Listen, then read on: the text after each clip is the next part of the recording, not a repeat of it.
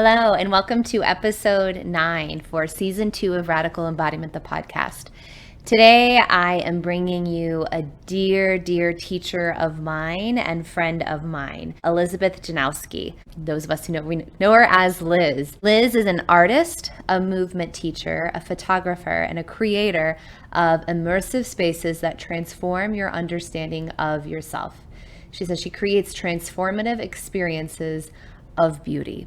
And I know that to be so true. I'm currently in a container or portal with 12 other women, with Liz diving deep into the depths of where a lot of us have held shame and helping to shed light on that shame in an attempt and with an intention to help create some space, to help have more self-agency, have more choice.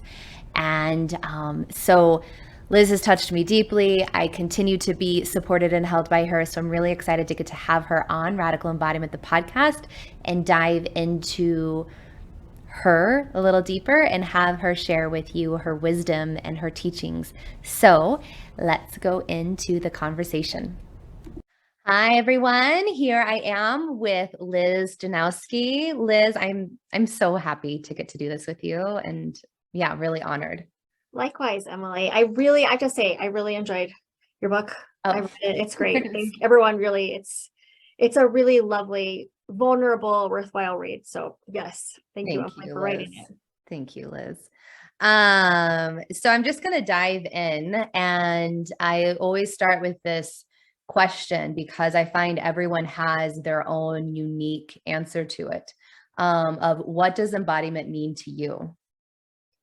Well, I've thought about this question a lot because I am in the practice of something that I teach and offer that has a lot to do with embodiment.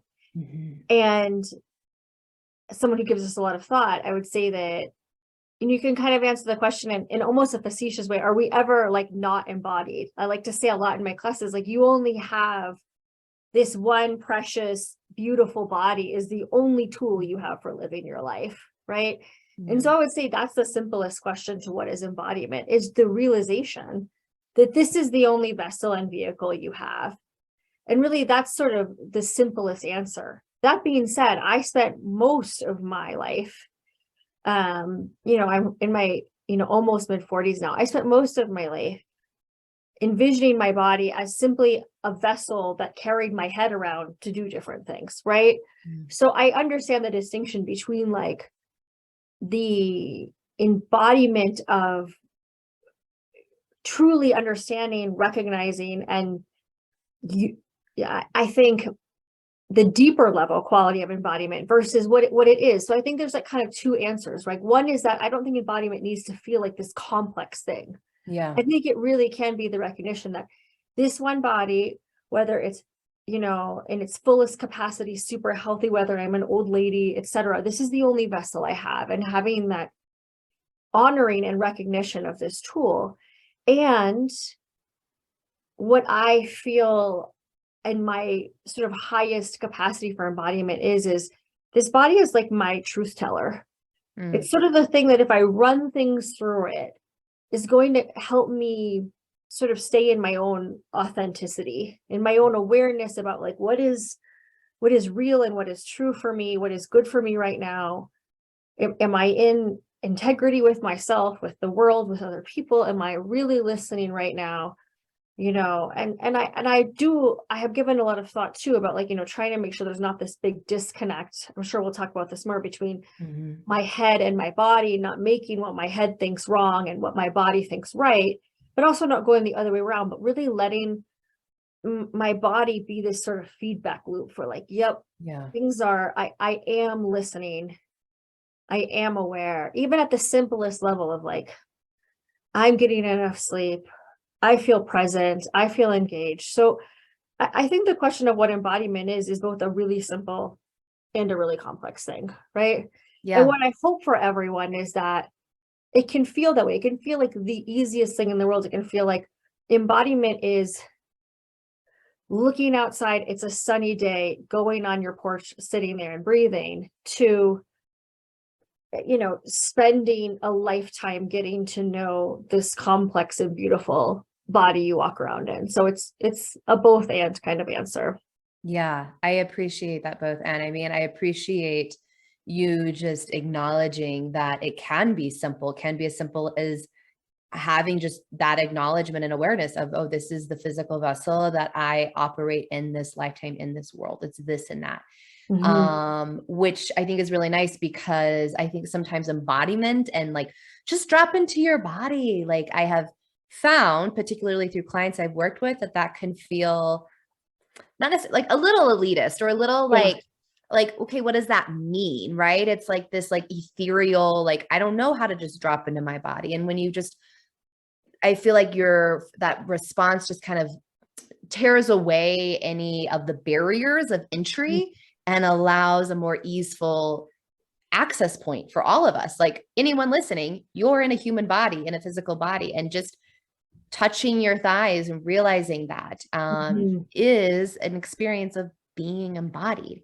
And embodiment is multi-complex. There's multiple layers, like you said. And so it's the both and also can be a lifelong journey of discovering how to more connect to this vessel. Exactly. And so I'd love to just ask and dive into a little deeper when you shared around like the and part of your embodiment definition of being able to utilize your body to help track, like, are you in integrity? Are you aligned to your truth and authenticity? What do you mean by that? And is there a way that you could give us, somewhat of a specific example to just make it a little more tangible? Well, I mean, yeah, thank you. And thank you for kind of clarifying what I was saying there. Yeah, Emily, I feel like I'm going to take a roundabout answer to your question a little bit. And I'm going to be such as like stuff in your book. Like what I appreciated a lot about your book was you shared a lot of stories from your childhood, right? And like moments that you felt like, okay, you went from like the innocent inhabiting of your body. And one of my greatest teachers about embodiment has been my children. You know, my children, right? Like, I don't think children have a question of embodiment. Like their physical body is the way that they are in the world, right? And then at some point there becomes like this, some kind of learning that has you break a bond of trust with your body, right? So your body, you break it down really well. You were hungry, but a bond got broken and you didn't trust that. And you said, no, you can't be hungry because you're fat or something, right? Or like whatever it is. And I feel like that's when we sort of, instead of like, I am in my body and I'm trusting my body's signals to tell me what's correct and true for me, we start having this secondary layer of kind of broken trust bonds with our body. Anybody, I'm not a therapist, and so I'm not claiming to be, but I think we all have enough like exposure to trauma work. Like you had to do things that felt unsafe because a parent told you to do them, or like, there's multiple layers. And so I think that's when as adults, we have to do some of the re-engagement of allowing our body to help us understand what feels good and authentic to me. Because at some point we switched from just being like fully engaged, almost like animal creatures in our childhood bodies, who were like, body says I'm cold, so I put a coat on, or body says I'm hungry, or body says I want to touch myself, body says I like this blanket, body's right, to I don't really know, because I've broken some trust bonds here, and I need to I've created some second guessing. And so I feel like in some of the work that I do with my movement practices and other things, it's about sort of like re-engaging those trust bonds. So you can go, this is the truth of what this is the, I'm just reconnecting the bond of what like my body is telling me to my brain with more clarity. So I'm not having that kind of second guessing loop, right? Yeah. So for me, that would be like saying, this is a pleasurable, I think you can take it a positive experience or a negative experience. This is a situation that I want to be in. This feels pleasurable to me. This is an experience that I want to continue having, or this is one that I don't. And I'm going to be, re-engaging those really, internal, quiet, simple cues until it feels like, I feel like those trust bonds have been like re-engaged clearly. Yeah. So I would love to have you speak more. And I have, before you do, I have one other thought too to tie into there, but okay, how can we start to, and these are big questions I'm asking. So, Yeah. thank you for just diving in and giving us your juice and perspective on it. But so as we start to, I don't think you said re-engage, but reinforce or start to bring those trust bonds back in, like, how can we start to do that? And also, I think a big part of, speaking to trauma, big T, little t trauma, speaking to a lot of the reasons we have disassociated from our body is because there's pain, there's discomfort, there's a lot of sensations, emotions that often we don't want to feel, or that we have labeled as wrong or bad, or making them mean, creating a story of if we feel lonely, or if we feel angry, or if we feel shame, creating a story of what that must mean about us. So I don't want to feel that. I want to suppress it. And I think as we start to, engage and rebuild our trust bonds to trust what our body's sharing, it's also really courageous, because with that, often a lot of the discomfort, the pain, the things that we've been suppressing, or numbing, or bypassing, will rise to the surface. So yeah, I just would love for you to, if you, speak to that. And specifically starting though with, how do we start to reorient with trusting those bonds that have been broken with our body? I mean, I don't actually know how to do it outside of the really specific context that I've kind of created, that you're a part of and that we have here. And so, Which and is I feel like it's a multi-step process. So the first thing is, I feel like first, I feel like I've written out kind of what the process is, but I feel like you have to give your body this really deep feeling of somatic safety. And that might take time. First we got to give yourself a long timeline here, without a whole lot of goals on what this is going to look like, right? This isn't like a 1 hour, 1 day thing, right? It's sort of I'm right. It's just becoming sort deeply of like embodied. Yeah. I don't know what's going to come up, and I don't know, but like my overall thing is that maybe I want to have more feeling in my life. I just want to feel more things, right? I want to be present for more things. I want to be more engaged in my life. I want to have more true friendships, right? It could be like a very nebulous big goal, right? Yeah. I could be for myself, right? When I found the practice that I then sort of adapted into what we do, my goal was that, like, I just don't feel like I'm really living like the fullest life that I can. I feel like I'm sort of like just a little, I don't really have quite like the friends I want to have. I'm spending like a lot of time watching TV. I feel like I'm over engaged in work because I don't have like something else that I want to do. I just know there's like more for me out here. And like I can't quite put my finger on it, but there's just more. And so I stumbled into this work that isn't exactly what we do now, but I could see the potential. I was like, oh, I can see what you could do with this. I see what you could do. I see how you could take this and you could do something else with it. And what I saw, I just want to make a note. I'm not interrupting you, but just anyone listening, he's probably like, other than the introduction I gave, what is it, Liz's work? We'll get to what exactly she's talking about when she's talking about her work. To it. So we'll get to it. So don't worry. Yeah. So, and you can tell me if you wanted me to structure this a different way. But no, it's perfect. I just wanted to name that. Yeah. So I feel like the first, I feel like kind of step one is, and again, I don't know what timeline these kind of go on. I think they all kind of go together, but there has to be sort of I can tell you what I see with people that come into our community, right? Step one is safety.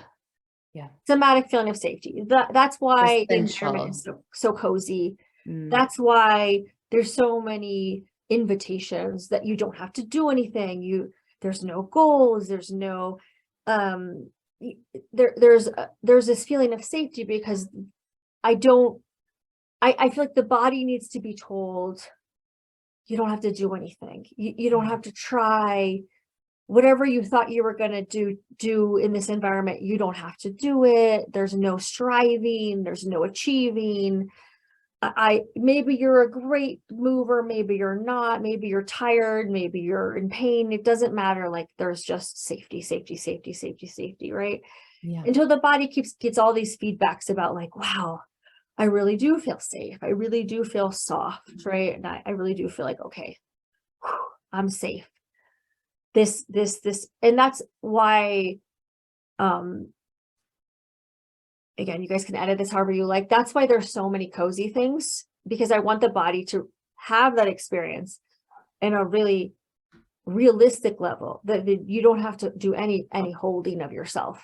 No holding, no trying, no. One of my big things I say all the time is no doing, just being, no trying, just safe. Yeah, I love how you even just said you don't have to do any holding of yourself. Right. It's I mean, like, I think I so agree. Safety and feeling safe is like one of the most important first things yeah, as we begin to dive into what's underneath the surface. It's essential for our nervous system. It's completely, it's so important. And what you just said, if we don't have to do any holding of ourselves, is so beautiful and rich, because I think so many of us, male, female alike, we have tried to hold it all together or hold it all in. And to be able to create an environment like you do so intentionally, with so much thought, and actually giving props and blankets and things to help create that felt visceral sense of you are held, is so amazing, to help start to unwind that loop of you don't have to hold it yourself. Yeah. right. And I do find that, like, thank you. And I do find that like a lot of people who find their way somehow to our community are achieving kind of people. And that's why I say there also can't be like sort of this timeline. Yeah. That all has to kind of get wiped away, because you have to almost like go back to almost like a childhood state where the feedback loop between what my body wants and what I give it is really simple. Back Mm, when, like you wanted a cookie, so you ate a cookie. You yeah. wanted a hug from your mom, so you got a hug from your mom. Like back when the feedback loop was really short, right? We're sort of like reconnecting these really simple things. And so the choices need to be really simple. And that's why we make the choices really simple, somatically. Like, I want a blanket, I want to roll to my side, right? Like, I'm just going to Mm, keep it really easy, right? And then, so if you were, not everybody's going to be able to work in my environment with me. I don't work on the internet. I won't, I can't, right? yeah. But what I would say for yourself when you're doing this work is to give yourself as much as you can, Mm-hmm.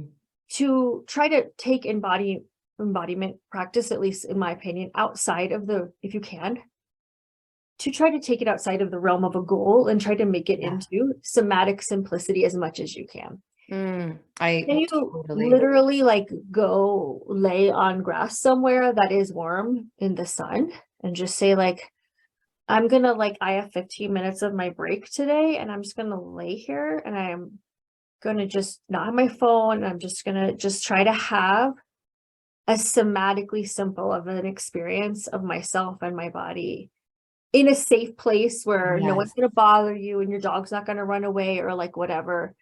You're not like in a workout class, like whatever you can do to kind of create this easeful.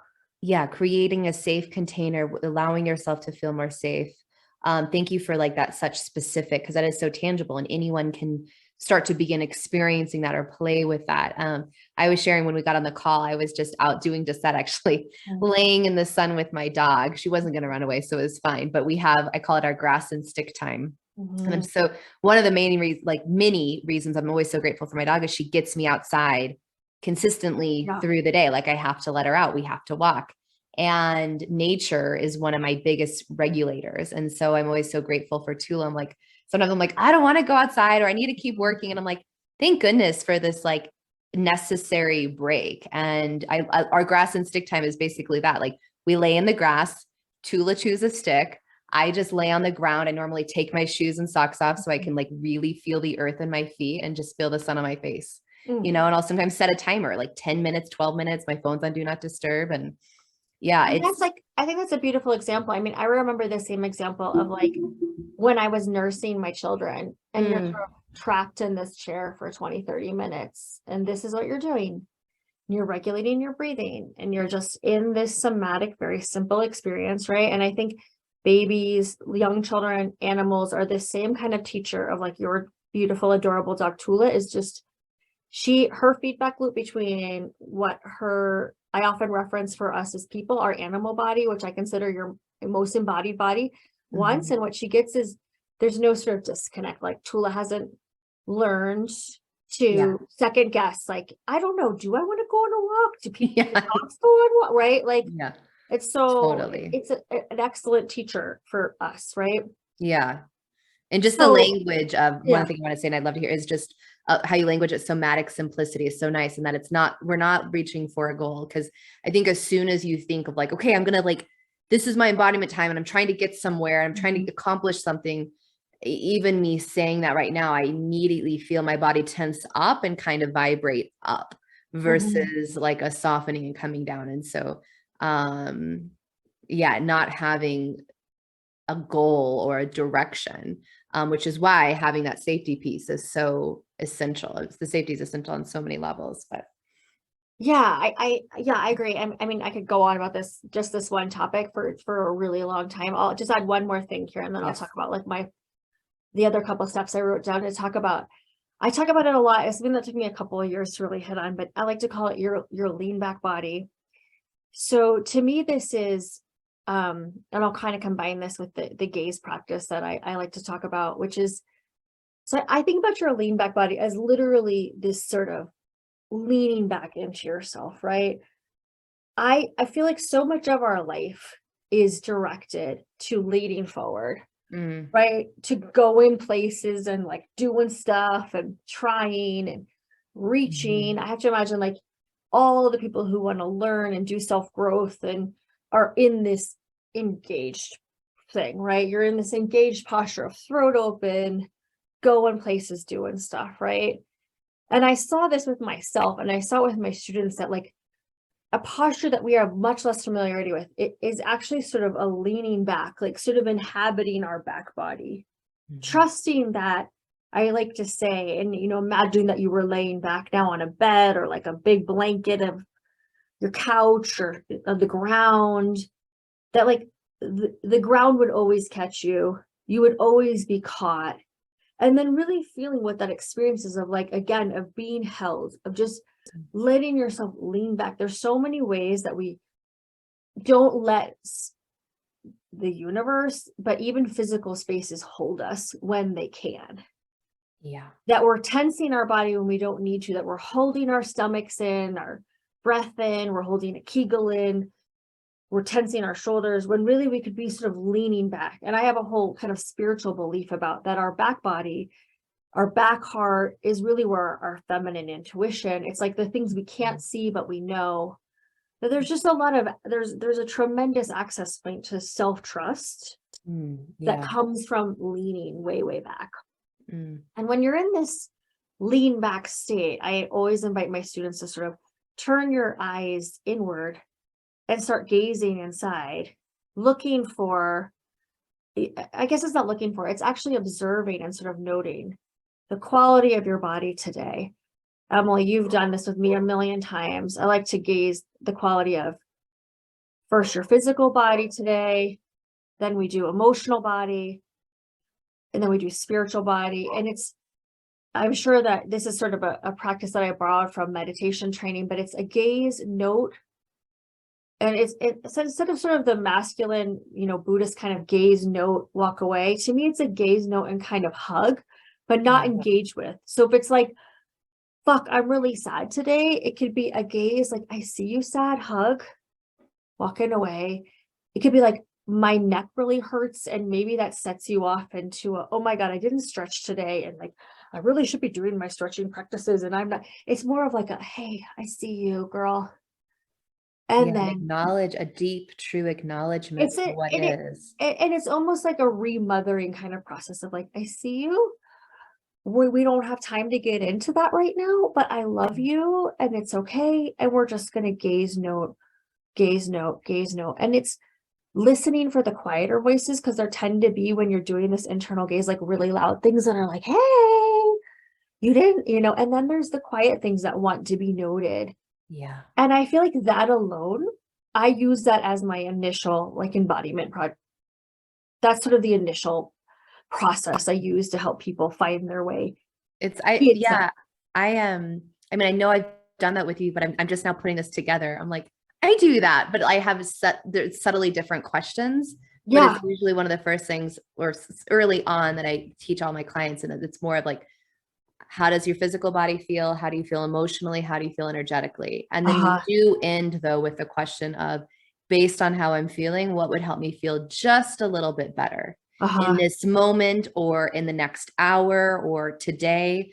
And more often than not, I find people's responses to that question, and myself included, is usually like, oh, I just want to be connected with myself, or I just want to feel Mm. me more. I want to be present. So it's not like it's not that it would be wrong if you wanted something externally, but it's usually not when you're really listening to those Mm. quieter voices, like you're saying, when you're really going underneath the surface. And I really believe that practices like what you just shared and doing that and inviting, gifting yourself the time to take 3-5 minutes to actually note what is present and acknowledge it is such a fundamental piece in really stepping into your worthiness, that you Mhm. are Mhm. worthy to be here. You are worthy to feel, because you're actually acknowledging yourself, right? And Mhm. you're not making it wrong or right. You're not making yourself have to do anything about it. You're just Totally. gifting the space to uncover what is.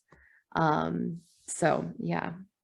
Totally. And what I find like getting to observe people do this, and you, especially in like a group field, which I think amplifies it, is that people become denser is the word I have for it. It's a really exciting feeling. It's like all of a sudden people have like arrived.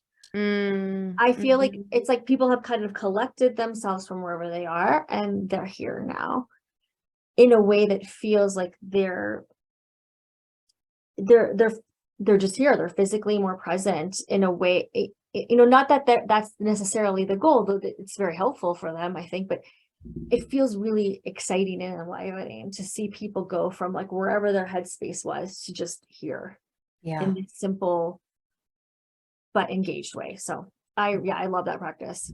Yeah, it's a great practice. So you sounded like you had some more steps Yeah. So I was you going to wanted to talk about share. like where that practice goes for me, and that will kind of explain what I Mm, do. And then if you want to take it from there anywhere else, perfect. you can. So I just had to interrupt because I was like, oh, that's so interesting. I was just putting that connection, that like, it duh. is. But yeah. I don't talk about this outside of our space, so it's exciting to like bring it into like daytime rational space. Hmm. So, that sort of practice I feel like that practice alone is a thing. And then what else do we do with it, right? So now we have any person who comes into the space who's sort of in this present whole. I like to think that you sort of become denser and more whole, not Hmm. holier, but like whole. And I like to call it that you moved into your potentiality body. So this is like a term that I've kind of came up with, which to me means like your body is invited into a more playful, magical space. So once people have sort of softened into this place where they've, I would say, dropped into being in a more engaged, present space, Hmm. I like to call that you've opened up to the space of your potentiality body. So to me, the potentiality body is where, when I started doing this practice in a slightly different context, I was like, oh, this is where this could all go. So to me, the potentiality body is sort of the body that's open to magic now, the body that's open to exploration, the body that's sort of open to this somatic reimagining. The potentiality body does require this sort of opening, embodying practice. You have to sort of be in this place where you can soften, you can arrive, you can quiet down, you can find this body that doesn't have to do, that just gets to be, that just gets to find herself in all these places. And then Hmm. the potentiality body kind of arrives. And the potentiality body, what to me it looks like is like you couldn't think your way into this space. You can only sort of I don't know, be your way. You can't do your way into this. You can't pre-plan it. You can't like, you have to sort of like just literally play your way into this space. Like as if you were like an octopus at the sea bottom and you were just going to kind of feel your way into it. So you have to have access to this feeling body, this sensing body, this sense of self-trust. And the sense of self-trust, and that's why it takes some time to do this practice. You can only find after you're starting to trust this feeling body. What I have found is I used to think it took months for people to find this level of self-trust. The truth is it doesn't. People can do it much quicker than I thought they can. But, and Emily knows this. So the second part of what I do and what is so exciting and also difficult to explain is I create magical environments for people to move in. They're magical ideas, they're archetypical environments, they're literally like spaces to play in, but they're also like kind of guided meditative magical environments. The deepest depths of our souls. They're thematic environments. We just completed explain all 7 deadly sins. They're God, like we went through 11 archetypical goddess energies, but they're literally like these playful magical environments. Because one of the things that I found is when your body is in this potentiality playful space, the potential for you to sort of reconfigure and rewire very deeply held conceptions of yourself is enormous. Like suddenly things about your identity that you held very close are very open for change. And most of us have a very fixed identity structure, very small, much smaller than it needs to be. Most of us think we're like a very small box of things. When the truth is that when it's softened, we could sort of soften into it. We're actually much vaster than we think. And this is my passion in life, is that all of us have so much more space, literal in our body, literal physical space.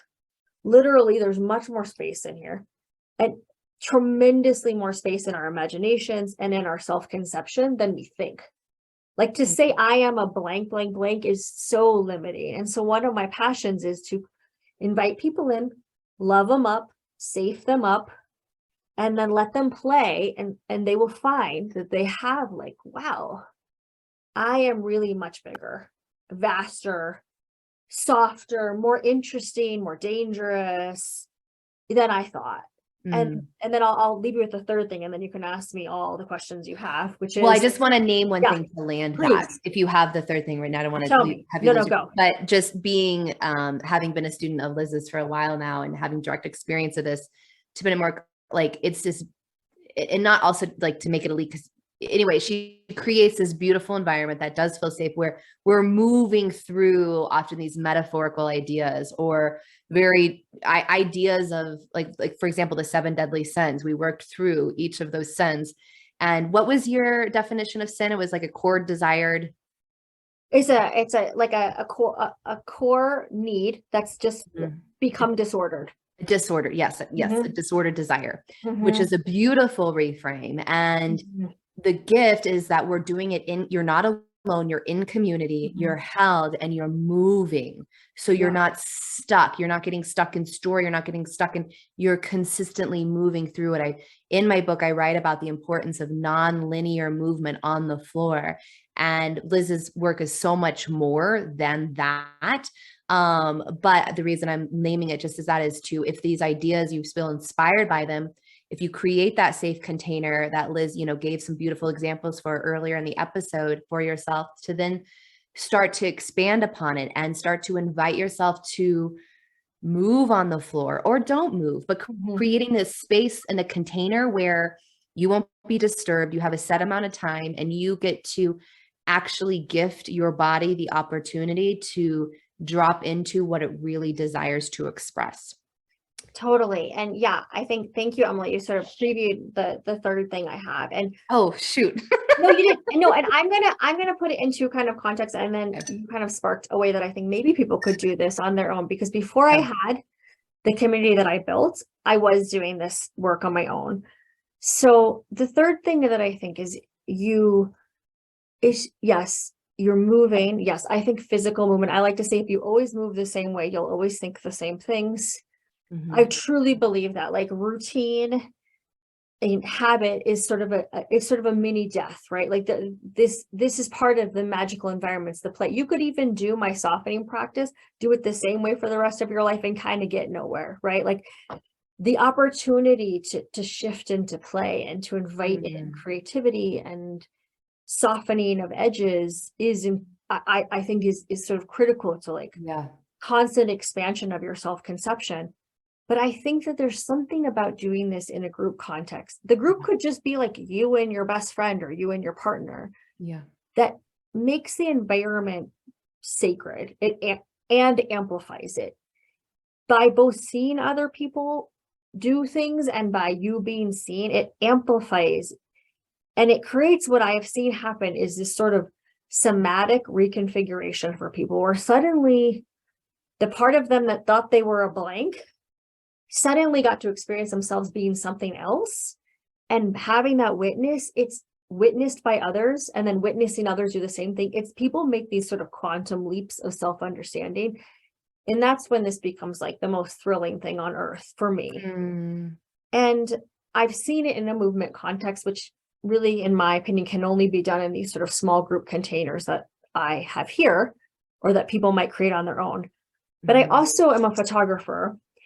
And I think the same thing happens in the photographs that I take, which have the same intention, is to invite you into seeing yourself in a different way, to play. Yeah. You know, I'm not taking like headshots, right? Like I'm taking like, let's throw you into a different context and how do you play? And then when you get this sort of frozen slice of time back, mirrored back to you, and you receive it in the same way you might receive like being witnessed by other women in a movement. To me, it can have the same impact of this sort of somatic reconfiguration of like, whoa, that's me, and have this sort of quantum leap forward of like, oh, wow, okay. Yeah. And before I had a community where I could also play with this, I started playing with these ideas. But I have a friend who's a photographer, and I was doing this kind of stuff. I was like, I mean, when I started doing this, I had just had my second child. I had 2 little kids under 2 years old. I was working in a very straightforward kind of job. I was running a very straightforward business. And I was like, I think I'm more than this. I think there's other stuff in here. I can't see it. I'm going to start doing weird photo shoots with my friend. I need to see myself in a different way. And seeing those photos, there was something about it that started to kind of alchemize this, like, yeah, I am these different things. And it was weird and risky and edgy. And like a lot of people in my life were like, what the fuck are you doing? And I didn't, but it sort of also helped me see like, oh yeah, I need to have this play. Yeah. And every, and again, I invite other people to do that with me now. And what I see is the way that people can sort of expand their sense of self, it's quickly in a vast way is really exciting. And to me, that's an exciting work of embodiment, because that isn't just like lean back and feel yourself. It's like using the body as this tool for expanding the sense of self as bigger than you could imagine it to be. Yeah. And it's through, I mean, I agree with what you just said 1000%. And my experience of working with you, being witnessed by you, witnessed by the other women, being witnessed by your camera. But I think that's so key, is like also being able to be in a safe container, witnessed and seen in the depths and expansiveness of who you are, helps so much more quickly reconfigure, more quickly anchor that in on a cellular level, so that it's not just like, oh, this experience you had one Sunday night, but you are more readily available to believe it when it has been seen through someone else's eyes. Totally. And there's something about that. I don't know if this is true for everyone, but I know for myself and the people that I work with, there's something about our body that I think that feedback, there's something about us that feedback loop of, it's not just like, yes, I believe you, body, that you're beautiful and you want these things. There's something that feedback loop, it really does serve. Yeah. And I, as a photographer who loves to help people see how powerful, beautiful, interesting, unique, creative, cool they are, like it's a real gift to help people break the way that they've harmed themselves with self-conception, the way that they can kind of see like, that isn't the only story that you get to have about yourself, because we all have hurt ourselves with self-image, with images as well. So it is, I mean, it's the sight of others in groups, because also, as you know, we've all hurt ourselves in group context of negative women, and so there's both things there. Yeah, which is like you named it, like starting with the safety, right? And that's the key, and you creating that safe container, that safe community. So yeah, I think amazing. What are you gonna say? That's all that's my complete thoughts. I could ask you more questions. I always am like, I could keep talking, but in the essence of time, I would love to know what you would share, suggest for somebody who is wanting to live a more radically embodied life. So if someone is wanting to live more radically embodied life, and what I mean by that is, radical embodiment's the name of my book, the name of my business. I think it's a radical choice in our world today that you make every single day. It's not just like you make it one time, to consistently choose to come back into your body. So yeah, what would you, a practice, suggestion, insight? Yeah. Let me think, because I feel like I'm feeling like, okay, I'm gonna share what I'm feeling like really called in this moment to say. Yeah. I feel my practice and suggestion would be to turn that desire and that mirror to yourself with the softest, most loving lens of self-love that you can find, as if you were looking at, find a picture of yourself as a young child, find the sweetest, cutest picture of you that you adore, and put that in a frame somewhere at yourself, and direct that practice to that part of yourself. Because I feel like sometimes the missing piece, and I missed this too when I was doing embodiment practice, was that I was sort of overshooting. When I started my embodiment practice, I was in a group that was coming to embodiment from the lens of sexuality, and that was super fun and it was super awesome. But I was sort of coming at it from like, lingerie would help, right? And it was super fun and it was super great, and pleasure is a wonderful practice and I love it and I play with it a lot, right?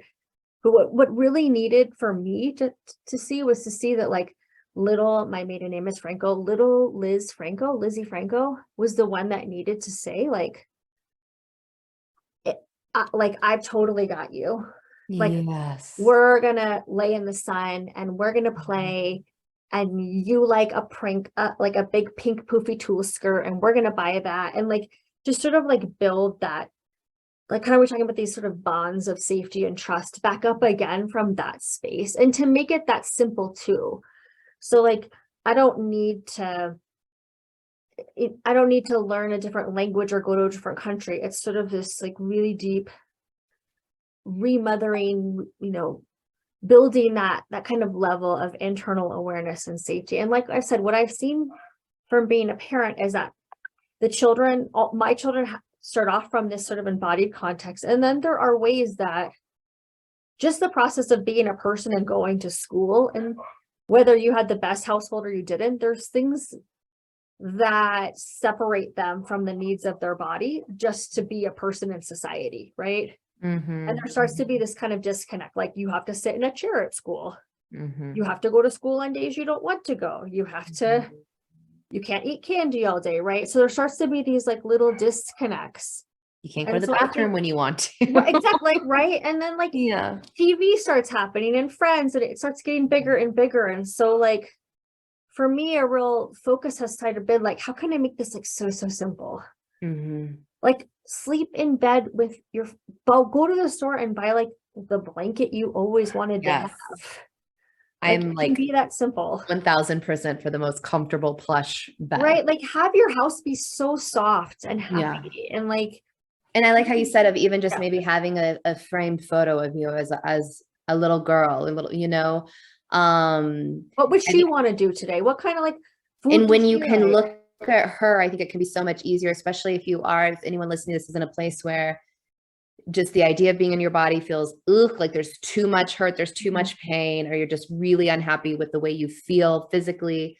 Looking in the mirror can be really intense. And so it can be hard to come up with those loving thoughts. And so I think when you look at a photo of you as a little girl is such a beautiful, simple practice to really start rewiring that tape, to really feel also like she's held. I had, after the work we did beginning of this year, 2022, we'd given Liz, her students, photos of ourselves as little girls. And when I got mine back, I framed it. I had it on my altar for 6-8 months. Emily was such a cutie, you guys. You should share it with you. But it was, I won't share one of the practices that came up organically in my morning, because I always sit there every morning, and this beautiful practice unfolded that was so simple, but was this elegant way of me just loving her, loving that little girl who, so. Yeah, I would say, like, I think sometimes if we can, even, it's so easy for us to have compassion for if we could see another little 6, 5, 7-year-old little girl out there, and just to redirect that somatic loving compassion for ourselves. I really think it can kind of amplify up into our adult self and making more compassionate choices. Yes. All the way through to wherever you're at today. So that, again, it doesn't have to be a really complicated thing of like what has happened here. Just what kindness would you show that child that can then extrapolate into your life? Like one of the first things I did when I came into this work and was in because the baby starting point of this was sort of reassessed all of the bras I was wearing. This sounds really ridiculous, but I was wearing all bras that were designed to make my boobs look nice for men, and they were all extremely uncomfortable. And I realized that I spent most of my day just wishing I could like take this bra off at all times. And I got rid of all of them. And I was like, why was I doing this? Like, what was the purpose of any of this? Like, and how was this a kindness to my body? They were all too small. They were all the wrong size. They were all super uncomfortable. And just like having this general level of like, I am going to just have a loving kindness. And I can tell you from having a little daughter who's 6 right now, she would never wear anything uncomfortable on her body again, and sort of like letting that kind of spill over into my choice making for myself. Yeah. I love that. I love that. Yeah. Thank you, Liz, so much. Thank you, Emily. So much wisdom. I so appreciate you and what you're doing. And thank you for inviting me to come and chat with you. And thank you for being in my life and my world. It's just, you're such a gift and a blessing. Thank you. I always tell you this, I'm like, I'm continuously grateful, always. Likewise, honey. Where can someone, if they want to find out more about your work or look into your photography, anything like that, where can they find out more information? I'm on Instagram at Permissionary, and I have a website that will be available one day in the future, eventually soon. I like to be a little mysterious, as you can see, but it will also be permissionary.com. Permissionary.com. Okay. And that'll all be linked, so you have the spelling and everything. Awesome. Okay. Well, thank you again, Liz. Thank you everyone for tuning in, for listening. I hope you do go check out Liz's work. Check out her Instagram. She's got beautiful images with lots of, to put it simply and concise, just so much depth there that can hopefully evoke and elicit something within you to continue to dive more into your own journey. Thank you. Take care, everyone. Bye-bye. Love you.